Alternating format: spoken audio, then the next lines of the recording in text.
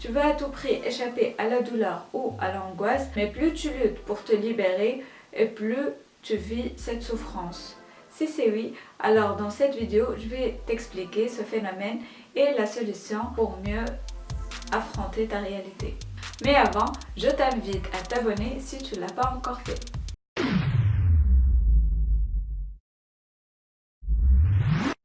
Sûrement, ça t'est arrivé un jour d'oublier un nom et plus tu essayes délibérément de te rappeler, plus ça devient difficile. Et soudain, quand tu cesses d'essayer et de penser à autre chose, le nom te revient. Ce phénomène-là est appelé par le philosophe américain Alan Watts la loi de l'effort inverse, qui dit que plus on cherche à se sentir mieux, moins on se sent bien.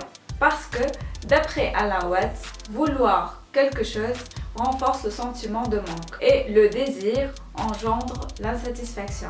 C'est-à-dire avoir l'attitude de « j'ai très envie de le faire, mais je sais que je ne peux pas ». Là, j'obtiens le contraire de ce que je recherche.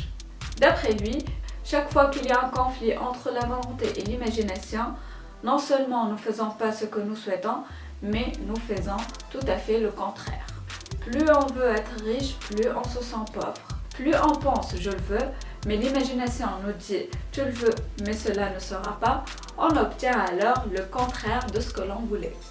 Heureusement, la loi de l'effort inverse fonctionne dans les deux sens, c'est-à-dire si la quête du positif est le négatif, donc celle du négatif est du positif. Moins se préoccuper de quelque chose permet de mieux le réussir. T'as sûrement compris, la solution est de lâcher prise. Plus on affronte la réalité et plus on aura un espace de liberté où tout sera possible. Je ne dis pas bien sûr qu'il faut être imperméable ou indifférent aux émotions, mais il faut faire le tri entre l'essentiel et l'inutile. Sinon, on va passer une période de notre vie à se faire de la peine sur des choses inutiles. La solution est de s'en foutre de ce qui ne compte pas. Pour conclure, l'esprit, avec un peu d'aisance, peut apprendre à jouer.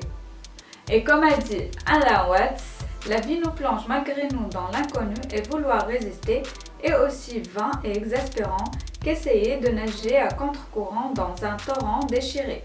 Voilà, si le sujet t'a plu, je t'invite à visiter mon blog etatmental.com et si cette vidéo t'a plu, merci de la liker, de t'abonner et bien sûr de ne pas oublier de cliquer sur la petite clochette. À bientôt!